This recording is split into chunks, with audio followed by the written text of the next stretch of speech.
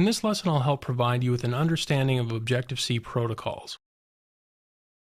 Protocols define an abstract collection of methods that a class can implement. And protocols are used for three primary purposes within Objective-C.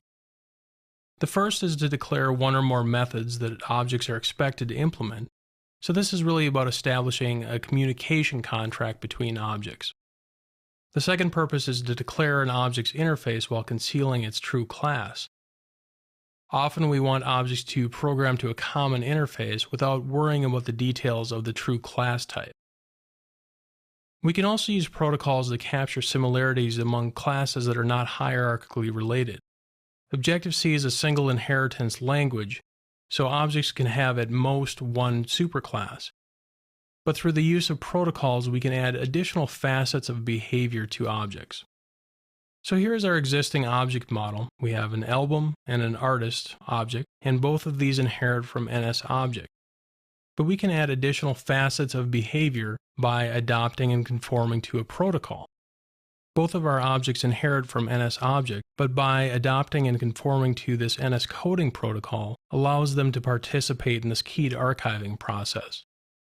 I often like to think of protocols playing the role of a contract. A real-world contract defines various terms and conditions that you must adhere to, and if you don't, you are in violation of the contract. It additionally may define various things that you can do but aren't necessarily mandated to. Protocols are defined in a similar manner. They often have parts that are required, and if we don't implement those methods, we're in violation of that contract. The effect of that in Objective-C is that our code won't compile.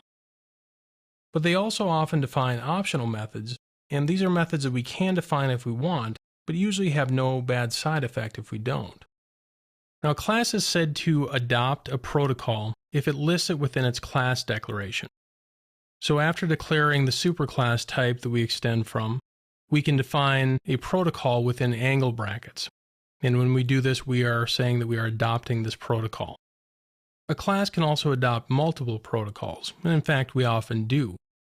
We simply specify a comma-separated list of protocol names within angle brackets. And then a class is said to conform to a protocol when we adopt it and then implement all of its methods. So the NSCoding protocol defines this initWithCoder and encodeWithCoder method.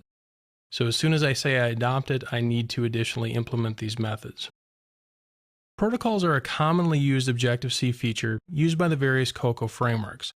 They provide an abstract collection of methods to be implemented by a class that can be used to provide a common interface while concealing its true class type, or for capturing similarities among classes that are not hierarchically related.